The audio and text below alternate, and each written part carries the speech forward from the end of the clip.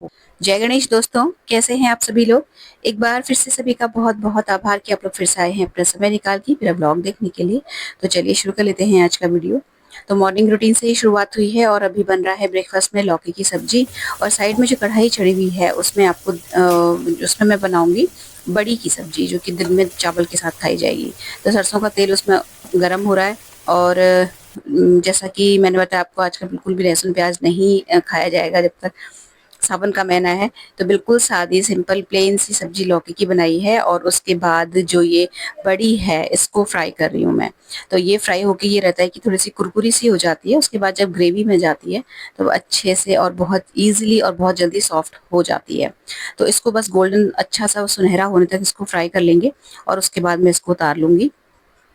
इस तरीके का हो जाएगा ये। तो ये जो बढ़िया है ना फ्रेंड्स, ये घर की ही बनी हुई है। ऐसा नहीं है कि हम लोग मार्केट से लेके आए हों। दिवाली के टाइम पे जैसे जब जो शारदीय नवरात्र आते हैं उस टाइम पे हम इनको डालते हैं घर में। मतलब एक ट्रेडिशन है ये उस टाइम पे ही डालने का, बड़ी और मुंगौड़ी दोनों चीजें। तो ये तभी से चल रही हैं और अब इस दिवाली जैसे शारदीय नवरात्र आएंगे तो ये फिर से जो है जो खत्म होने वाली है ये फिर से डलेंगी।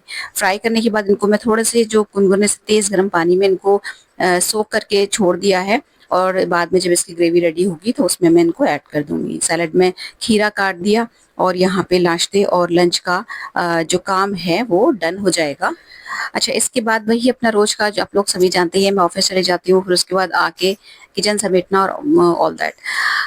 और ये जो ब्लॉग आया है थोड़ा सा लेट हो गया था एक्चुअली, इस बीच में थोड़ा सा व्यस्तता बढ़ गई थी और कुछ क्लिप्स जो थी ना इस ब्लॉग की वो मुझसे गलती से डिलीट हो गई। तो ये जो ब्लॉग है इसमें बात की जो कुछ क्लिप्स हैं वो मैं नहीं ऐड कर पाई और उसके बाद सीधे जो है मैंने आपको दिखाया है शाम का रूटीन। तो ये जो है यहाँ पे मैं नाश्ता अपनी मदर इन लॉ का लगा के, हस्बैंड का लगा के फिर मंदिर चली गई थी और वहां से आके नाश्ता करके फिर ऑफिस। तो इसके बाद जब मैं मतलब शाम की जो क्लिप्स कुछ ऐड करी है ना, उसमें एक ऐसा ब्लाउज था जो एक्चुअली मेरी बेटी का है। ये उन्होंने मतलब मेरी जो डॉटर है उसने ये अपना फेयरवेल के लिए बनवाया था ये ब्लाउज और साड़ी। तो ये मैंने उस टाइम पे इस तरीके का स्टिच करवाया था कि बाद में मुझे भी फिट आ जाए। तो जो टेलर था उसको स्पेसिफिकली मैंने कह के 2-3 इसमें सिलाइयाँ पड़वाई थी। और क्योंकि बच्चे एक दिन पहनते हैं उसके बाद उनको पहनना तो होता नहीं है, बाद में यूज़ तो मुझे को करना होता है। तो मैंने पहले ही इस तरीके से उनको बोला था कि आप कुछ ऐसा स्टिच करिएगा कि बाद में मुझे फिर दिक्कत ना हो, मैं जस्ट एक सिलाई खोलूँ और ये मुझे फिट आ जाए। तो इसकी जो जब मैंने इसकी सिलाई खोली ना, तो जब मैंने इसे पहन के देखा तो उन्होंने जो अंदर वाली बाहर वाली जो सिलाई करी थी उसमें मेरी फिटिंग अच्छे से बैठ नहीं रही थी। तो फिर मैंने वापस से इंची टेप से अपना मेजरमेंट लेके देन इसको शेप दिया है ब्लाउज की स्लीव्स को और फिटिंग को।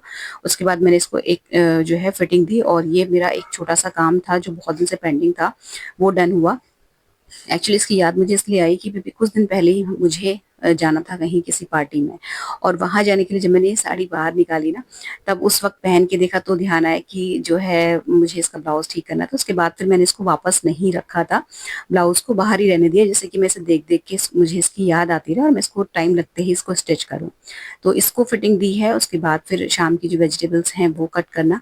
और आज जो है बहुत दिन के बाद मेरी बेटी का जो शाम का जो क्लास होता है वो मतलब नहीं था, छुट्टी थी उसकी, 2-3 दिन की लगातार ऑफ है। तो अभी वो मेरे साथ बैठ के थोड़ा सा काम वाम करवा देती है और वैसे बहुत हेल्प करवाती है।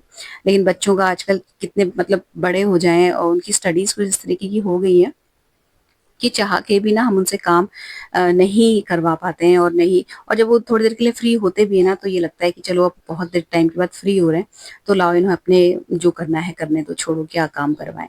तो आज जो है मैंने उससे कहा कि चलो भैया थोड़ा सा किचन का काम भी करते हैं, साथ में बैठ के बातचीत भी हो जाएगी और थोड़ा सा तुम सीख भी जाओगे। क्योंकि जब ये बच्चे हॉस्टल गए थे उससे पहले थोड़ी बहुत मैंने वेकेशंस में इनको कुकिंग सिखाई थी, बट वो इतनी ज्यादा नहीं थी कि बच्चे परफेक्ट हो जाएं और मतलब ठीक ठाक सा बना लें। अपने लायक तो बना लेते हैं बट ऐसा अगर मैं कहूँ कि बहुत ज्यादा एक्सीलेंट वाली कुकिंग कर लेते हैं तो वो नहीं है। तो मैंने कहा चलो ठीक है, चॉपिंग वगैरह मैंने उसको दोनों सब्जियों की उसी से करवाई। और उसके बाद जो है एक उसमें से जो सब्जी थी वो उसी ने बनाई थी। तो यहाँ पे जब तक मैं उसको सब्जी वगैरह देती कट वट करने के लिए, तो उधर मैंने जो है अपना दलिया भूनने के लिए रख दिया था। और चुकंदर जो है वो ग्रेट कर लिया, पानी भर लिए, सारे काम मैं करती जा रही हूँ लगातार और उसको भी बताती जा रही हूँ कि ऐसे नहीं ऐसे। तो चुकंदर का जूस फिलहाल लगातार चल ही रहा है, बीच में कभी-कभी 1-2 दिन मिस हो जाता है। बट जहाँ तक है मैं जो जूस है बच्चों को भी दे ही दे रही हूँ और खुद भी पी ले रही हूँ, मतलब बहुत कम ही छुट्टी होती है और कोशिश तो यही है कि फिलहाल कम से कम 1 महीना नहीं तो 1.5 या 2 महीना तो लगातार पी ही लें हम तीनों मिलके और उसके बाद तो ख़ैर बच्चे चले जाएँगे देन फिर कंटिन्यू हो पाए या ना हो पाए वो वाली बात भी हो जाती है। अच्छा इसके बाद जो है ये एक सब्ज़ी है जो कि सूखे आलू की बनेगी। तो फ्रेंड्स जैसे आप ज़ीरा आलू बनाते हैं ना और आलू बॉयल करने के बाद कुछ-कुछ उसी तरीके की है लेकिन यहाँ पे आलू बॉयल नहीं करना है, उनको छोटे-छोटे स्क्वायर पीसेज़ में कट करना है कच्चे आलू को। और ये जो कटिंग है आलू की ये मैंने कर ली थी यहाँ पे खड़े-खड़े दलिया भूनते-भूनते और क्योंकि दलिया जो है इसको छोड़ के भी नहीं जा सकती नहीं तो ये जल जाता और ये जब भुन गया फाइनली फिर इसको मैंने एक प्लेट में ठंडा होने के लिए रखा और इस जो कढ़ाई है इसमें सब्जी बनेगी। उससे पहले मैंने जो चुकंदर है इसको ग्रेट करके देन इसका ग्राइंड करके हल्का-सा पानी के साथ फिर इसका जूस निकाल लिया और इस वक़्त ये रहता है कि जब मैं यहाँ पे जूस बनाती हूँ ना तो फ्रेश जो जूस होता है निकला हुआ उसी वक़्त तुरंत बच्चों को दे देती हूँ। छोटी वाली बेटी तो मेरी ख़ैर चली गई है, बड़ी वाली को और अपना जो है वो मैं अभी नहीं पीती। मैं मॉर्निंग जब टहलने जाती हूँ, वॉक पे जाती हूँ, उससे पहले मैं इसको पी के जाती हूँ। तो इस तरीके से जो जूस है इसका हम लोग कंज़म्पशन कर रहे हैं और बढ़िया चल रहा है। ख़ैर पहले तो मुझे बहुत ज़्यादा बच्चों के टेंट्रम्स करने पड़ते थे, इसमें नमक डालो, नींबू का जूस डालो। अभी फ़िलहाल वो दोनों ऐसे ही पी ले रहे थे और मतलब मैं कुछ भी ऐड नहीं कर रही हूँ इसमें, बस जस्ट निकाला जूस और बच्चों को दे दिया।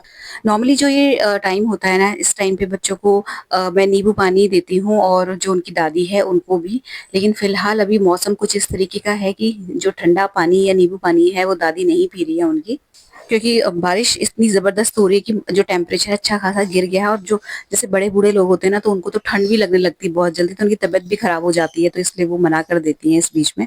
इनफैक्ट वो उस टाइम पे ब्लैक टी ले लेती हैं आजकल, तो उनको जो है और आज तो उन्होंने मतलब काली चाय यानी कि ब्लैक टी पीने से भी मना कर दिया था।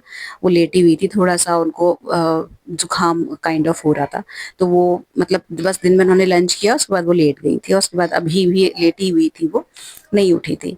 अच्छा इसके बाद फिर ये जो अपना तोरई है ये बनाई तो ऐसा कुछ बहुत ख़ास रेसिपी है नहीं, सिंपल खाना बन रहा है बिना अनियन गार्लिक के तो बस ज़ीरा हींग डाला है थोड़े से तेल में और ये अपना तोरई डाल दी और वही अपना नमक मिर्च हल्दी ये सारी चीज़ें।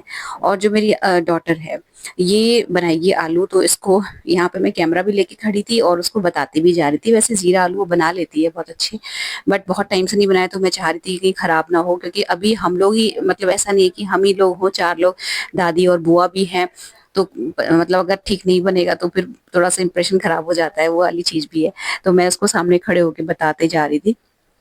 तो अगर आपने ना जैसे कभी ज़ीरा आलू बनाते हो और आलू बॉयल नहीं करना चाह रहे या टाइम नहीं है या कुछ भी और वजह ना, तो इस तरीके से काट के भी बनाइएगा, बस आलू का जो साइज़ है थोड़ा-सा छोटा रखिएगा। जैसे हम ज़ीरा आलू में नॉर्मली बॉयल आलू को थोड़ा-सा बड़ा काटते हैं, इसको हल्का-सा छोटा-छोटा पीस जो है इसको कट करना है और थोड़ा-सा नॉर्मल तेल से थोड़ा-सा ज़्यादा तेल में ये जो है बनाया जाएगा। क्योंकि ये जो आलू है ना, कच्चे हैं तो ये पकने में भी थोड़ा-सा टाइम लगाते हैं।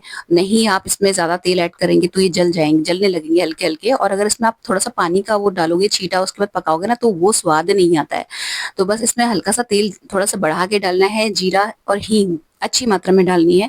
आलू कटे हुए डाल देने हैं और जैसे अभी हमने आलू को धोया है मतलब इनको मैंने भिगो के रखा हुआ था तो वो जो पानी था ना बस वो जो गया इसमें वो ही गया, इसके अलावा मैंने इसमें कोई पानी ऐड नहीं किया था। लोहे की कढ़ाई में लिया है, नमक, हल्दी, मिर्च और धनिया ये सब्जी बन गई उसके बाद डाला है। ये जो है इधर मैंने उसको बोला कि थोड़ा-सा जो तोरई की सब्जी है वो भी हिलाओ। ये लोग तोरई जो है मेरे बच्चे दोनों ही नहीं खाते हैं, ना तोरई ना लौकी और मैं इस चीज़ से बड़ी परेशान हूँ। एक्चुअली मतलब ये रहता है ना कि बच्चा हर तरह की सब्जी खाता है तो अगर कहीं बाहर भी है या किसी के घर भी गया है ना तो उतनी दिक्कत नहीं होती है। लेकिन मतलब मेरी लाख कोशिश करने के बाद भी बाकी ये लोग सब कुछ खाते हैं। मतलब मैंने बचपन से सब कुछ खाना सिखाया लेकिन मैं इस चीज़ से नहीं जीत पाई और ये लोग लौकी तोरई खाना तो बहुत दूर की बात है, दूर से देखना भी पसंद नहीं करते हैं मेरे दोनों बच्चे और मैं मतलब रियली विश करती हूँ कि काश ये लोग इस तरीके की सब्जियाँ खाते। और मैं बताऊँ जो जिन मदर्स के बच्चे ये सारी सब्जियाँ खा लेते हैं ना बहुत लकी हैं वो, उनको कम से कम सोचना तो नहीं पड़ता है घर में कि क्या बनाऊँ? क्योंकि एक बहुत बड़ा यक्ष प्रश्न होता है हम लोगों के सामने कि वैरायटी ऑफ पीपल होते हैं खाने वाले और तो हमें वैरायटी ऑफ चीज़ें भी बनानी पड़ती हैं खाने के लिए। और सबसे बड़ा जो स्ट्रगल होता है वो यही होता है कि बनाएँ तो बनाएँ क्या? ख़ैर, अभी यहाँ पे अभी जो लास्ट व्लॉग गया था ना उसमें मैंने शेयर किया था कि मैंने अपने जो इयररिंग्स वगैरह थे जो अभी मतलब परचेज़ किए हैं ऑनलाइन, ऑफलाइन जो भी हैं, उनको थोड़ा-सा सेग्रीगेट करके और थोड़ा-सा उसमें से क्लटर हटा के उसको साफ-सूफ करके अच्छे से ऑर्गनाइज़ करना करके दिखाया था। तो जो टिच वाली पॉलिथीन्स मैंने आपके साथ शेयर की थी ना कि उसमें मैं रखती हूँ और मेरी जो ज्वेलरी है सालों साल चलती है, उसी टाइप की जो ये होती हैं अपना टिच वाली पॉलिथीन्स, उसी में मैं ना अपनी बैंगल्स भी रखती हूँ। और मैं आपको सीरियसली बताऊँ, बहुत ज़्यादा मेरे को मतलब उससे भी बैंगल्स भी जो हैं, इवन जो काँच की होती हैं या जो आपके महँगे वाले जो ब्रेसलेट्स हैं, वो सारे के सारे ना फ्रेंड्स बहुत बढ़िया चलते हैं, उनकी शाइन नहीं जाती है, मतलब एक बारी को वो जो चीज़ आप यूज़ कर रहे हो वो टूट जाएगी, बट उसकी जो चमक है वो कहीं नहीं जाती है। तो वो भी मुझे थोड़ा-सा देखना था। और यहाँ इसके साथ ये सारा काम जो आज किया है, इसके साथ जो मेरा फाइनल ये काम है, ड्रेसिंग टेबल को साफ करने का, ऑर्गनाइज़ करने का और डिक्लटर करने का, वो फाइनली डन हुआ। और ये एक्चुअली मैं थोड़ा इसलिए भी यहाँ पे साफ-सफाई कर रही हूँ, थोड़ा-सा सामान हटा के, क्योंकि अभी नेक्स्ट अब जो कुछ महीनों बाद फेस्टिवल्स आने वाले हैं, उससे पहले घर का भी हिसाब-किताब देखना है, सजाना-वजाना ये सारी चीज़ें। प्लस अभी नेक्स्ट वीक जहाँ तक है कि हम लोगों का अगर वो प्लान सक्सेसफुल हुआ तो हमारी ट्रिप प्लान होने वाली है, तो मुझे उसके लिए भी थोड़ा-सा देखना है।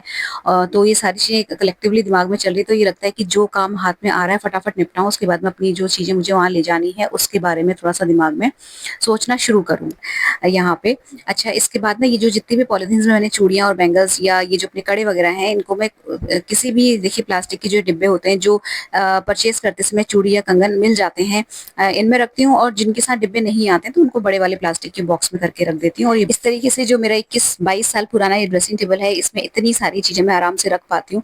और क्योंकि ये ड्रेसिंग टेबल ये सॉरी जो चूड़ियाँ हैं, ये मैंने ट्रांसपेरेंट पॉलिथीन्स में और डिब्बों में रखी है ना, तो मुझे दिख जाती है बाहर से ही और मैं उस हिसाब से निकाल लेती हूँ, मुझे सारे डिब्बे खोल के देखने नहीं पड़ते।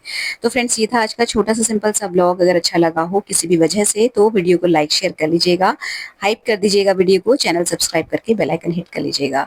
मिलते हैं नेक्स्ट ब्लॉग में। Till then take care, stay happy, healthy and positive. Thank you.